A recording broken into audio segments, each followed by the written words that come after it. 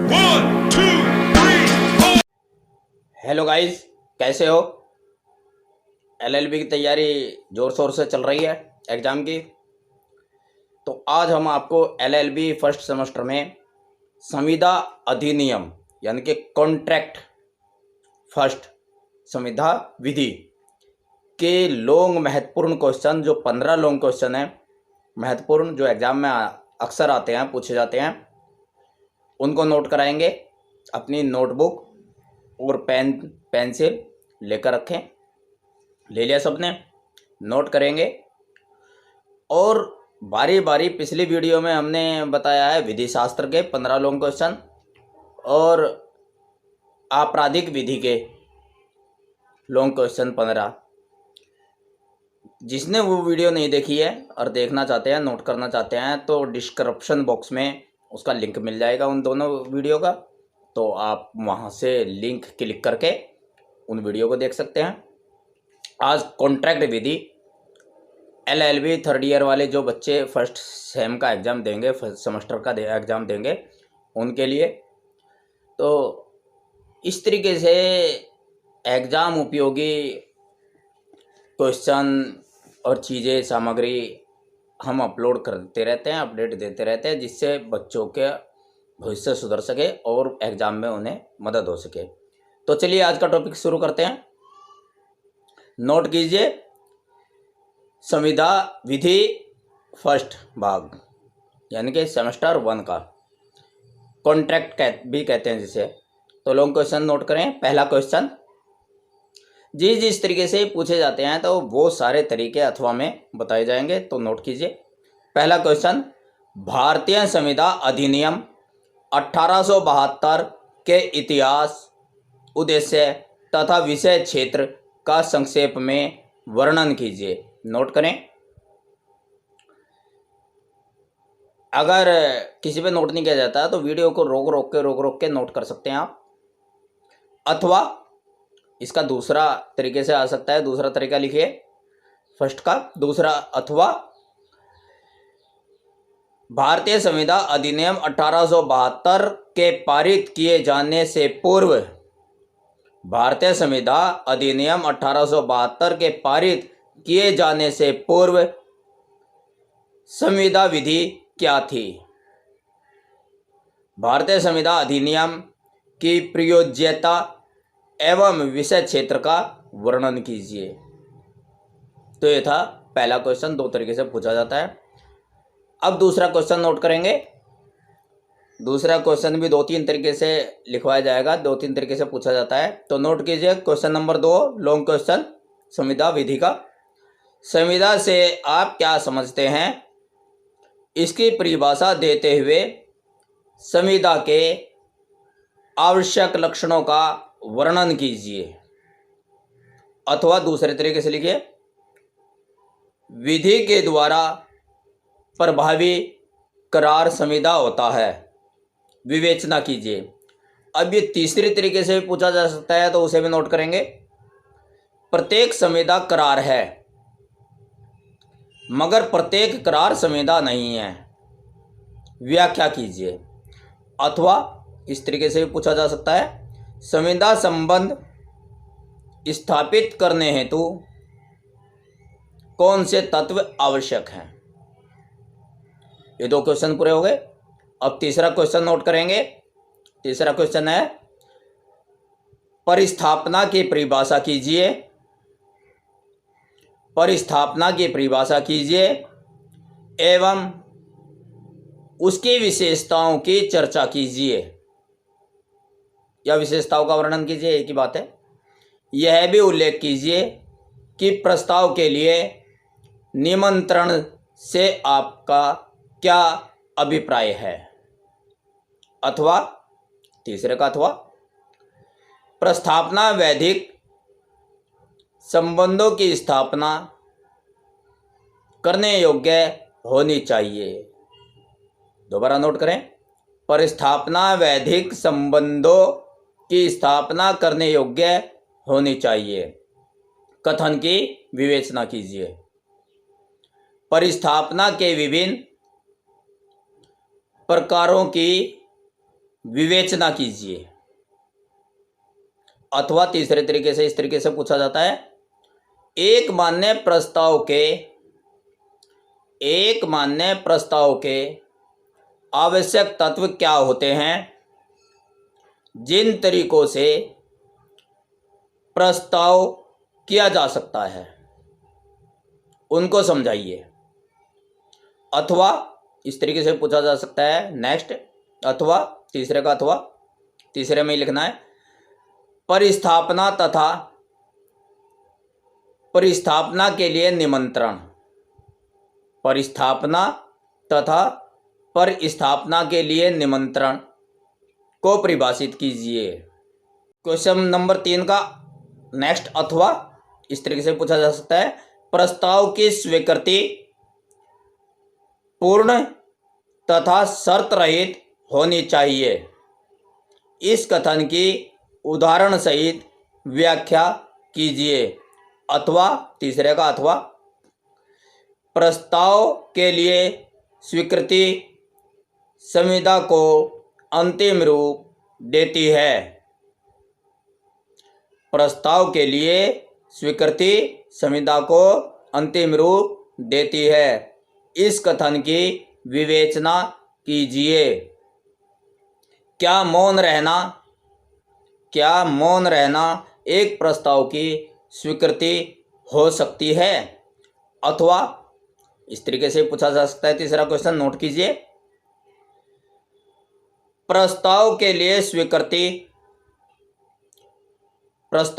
स्वीकृति का वही महत्व है जो बारूद से भरी हुई गाड़ी के लिए जलती हुई दिया सलाई का।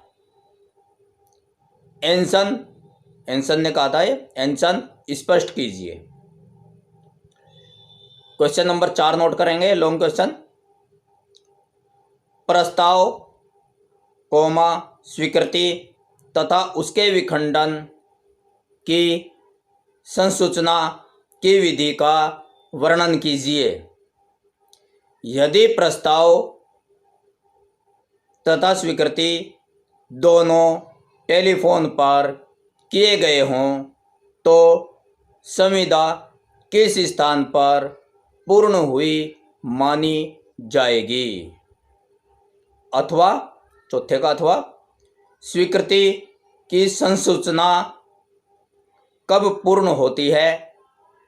निर्णीत वादों का उदाहरण देकर समझाइए।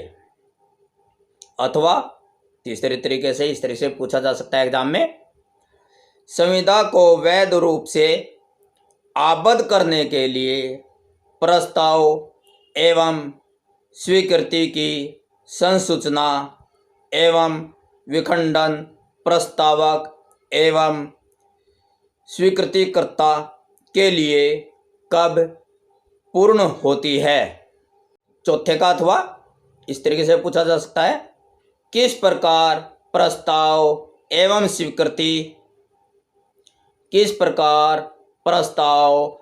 स्वीकृति को प्रतिसंहृत किया जा सकता है? विवेचना कीजिए। ऐसे प्रतिसंहरण का संचालन कब होता है? पांचवा क्वेश्चन नोट करेंगे, भारतीय संविदा अधिनियम के प्रावधानों के अनुसार संविदा करने के लिए कौन सक्षम है?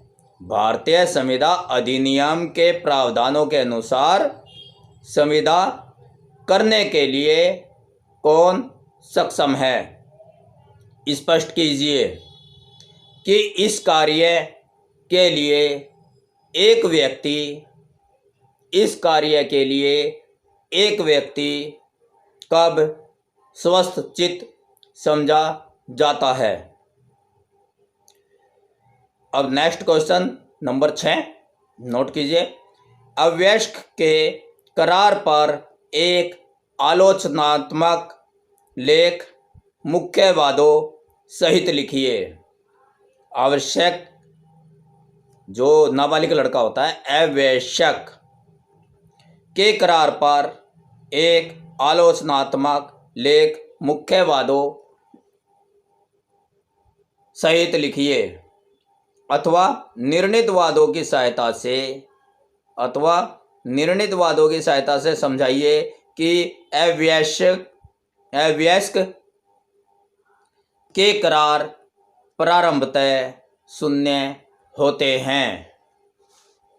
जो नाबालिग बच्चा होता है तो उसके करार शून्य होते हैं या मान्य होते हैं, तो ये समझाना है। नेक्स्ट क्वेश्चन नंबर 7, शब्द स्वतंत्र सम्मति की परिभाषा दीजिए। शब्द स्वतंत्र सम्मति, पेपर में शब्द ना भी लिख के ये आ सकता है, स्वतंत्र सम्मति की परिभाषा दीजिए, इसके आवश्यक तत्व कौन कौन से हैं बताइए। अथवा कब कोई सम्मति स्वतंत्र सम्मति कहलाती है, अथवा स्वतंत्र सम्मति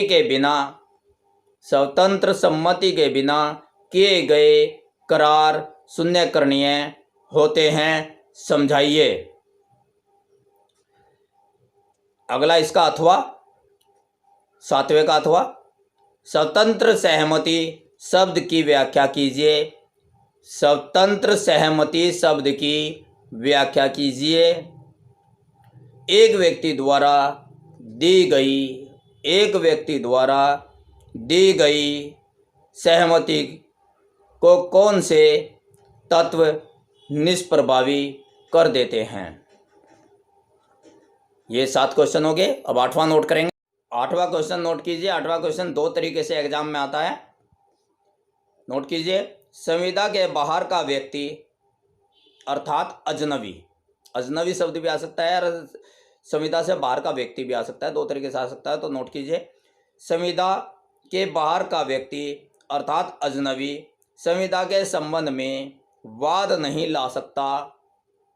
संविदा के बाहर का व्यक्ति अथवा अजनबी संविदा के संबंध में वाद नहीं ला सकता।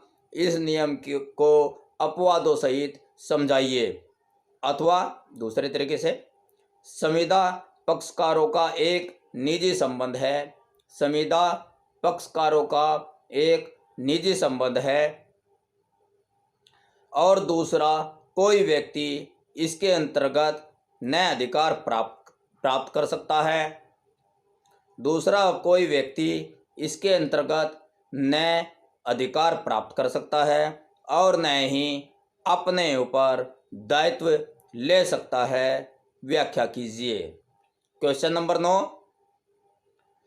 क्या प्रतिफल, क्वेश्चन नंबर 9 नोट करना, क्या प्रतिफल की अपर्याप्तता के कारण संविदा शून्य हो जाता है। व्याख्या कीजिए। क्या प्रतिफल की अपर्याप्तता के कारण संविदा शून्य हो जाता है। व्याख्या कीजिए। ये 9 क्वेश्चन हो गए।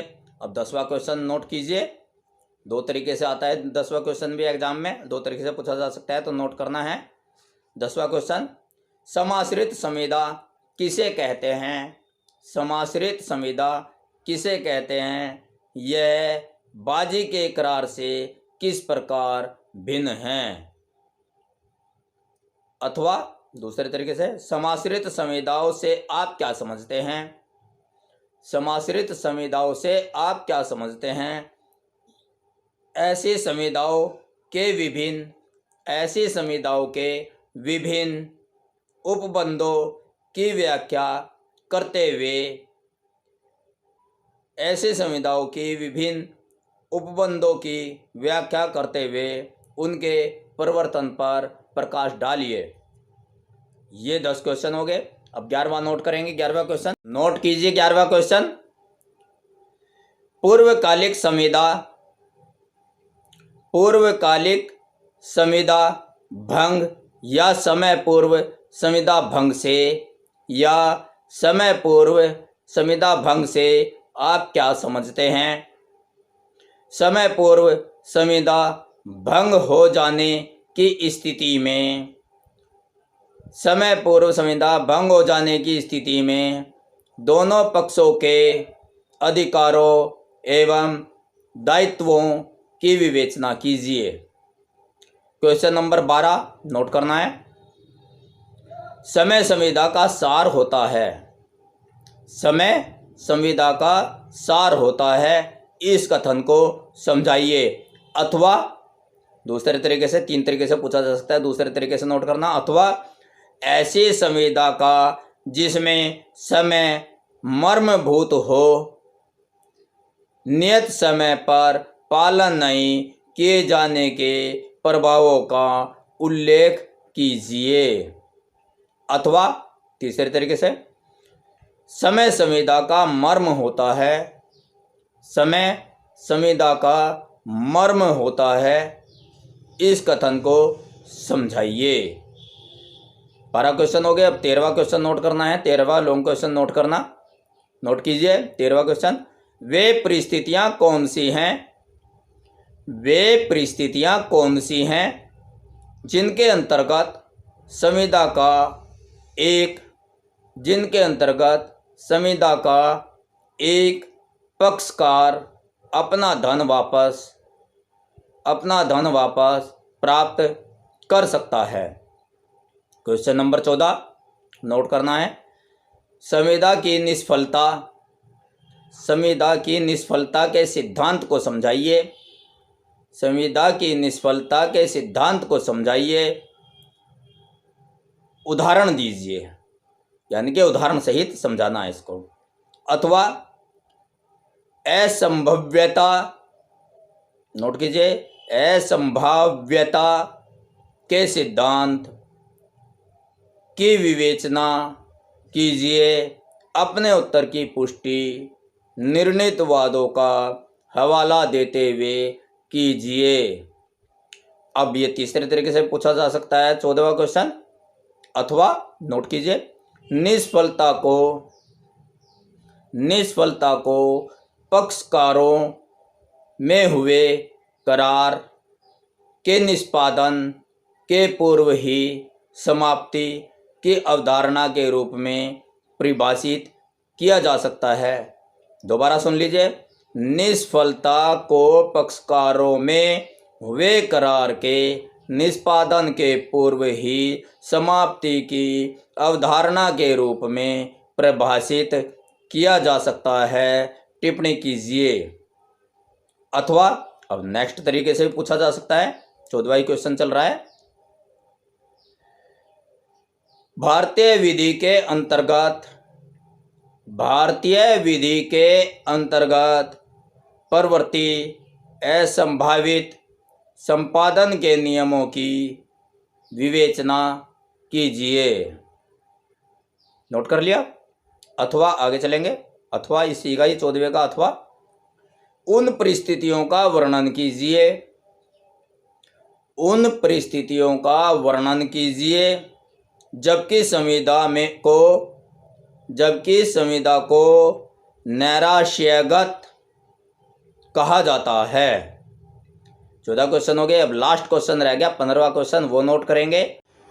15वां क्वेश्चन 3 तरीके से पूछा जा सकता है एग्जाम में, ध्यान देना, नोट कीजिए। 15वां क्वेश्चन, कल्प संविदा से आप क्या समझते हैं? कल्प संविदा से आप क्या समझते हैं? विभिन्न प्रकार की कल्प संविदाओं की संक्षिप्त विवेचना कीजिए। विभिन्न प्रकार की कल्प संविदाओं की संक्षिप्त विवेचना कीजिए।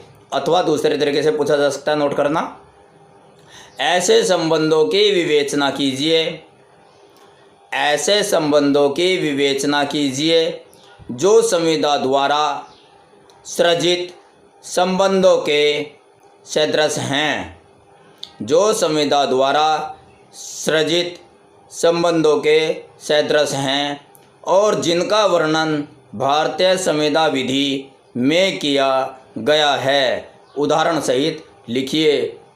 नेक्स्ट लास्ट तरीके से भी पूछा जा सकता है, ये 5वां तीसरे तरीके से 15वां क्वेश्चन। तो 15 क्वेश्चन है, तो नोट कीजिए, ये लास्ट है। अथवा 15वें का तीसरे प्रकार का अथवा, संविदा कल्प से आप क्या समझते हैं? संविदा कल्प से आप क्या समझते हैं? यद्यपि कोई संविदा नहीं की गई, फिर भी जब कोई संविदा नहीं की गई फिर भी किन शर्तों के अधीन भारतीय संविदा विधि द्वारा उत्पन्न दायित्वों के मिलते जुलते दायित्वों को आरोपित करती है। ये 15 क्वेश्चन हो गए। 15 क्वेश्चन जिसने तैयार कर लिए तो एग्ज़ाम में अच्छे नंबर लाने से कोई नहीं रोक सकता। यदि आप सबको ये वीडियो इम्पोर्टेंट लगती हैं, ये क्वेश्चन इम्पोर्टेंट लगते हैं, ये चैनल इम्पोर्टेंट लगता है तो सब्सक्राइब कर लेना, अन्यथा इसका एजुकेशन लाभ उठाते चलिए। मेरी दुआ है आप बच्चों के साथ, आप लोगों के साथ जो एग्ज़ाम में मेरे भाई, छोटे भाई, बड़े भी हो सकते हैं, बड़े भाई, क्योंकि पढ़ाई की तो कोई उम्र नहीं होती, एग्ज़ाम की तैयारी कर रहे हैं वो सफलतापूर्वक अच्छे अंक प्राप्त करें। इन्हीं दुआओं के साथ कल तक के लिए इजाज़त लेते हैं। कल फिर क्लास में यहीं पर आपको वीडियो के साथ मिलेंगे, नेक्स्ट वीडियो के साथ। कल के वीडियो का विषय रहेगा law of tort, semester 1 law of tort, अपकृत्य की विधि। तो कल इस विषय पर चर्चा करेंगे। इसके 15 लॉन्ग क्वेश्चन जो इम्पोर्टेंट है वो नोट कराए जाएंगे। तब तक के लिए नमस्कार।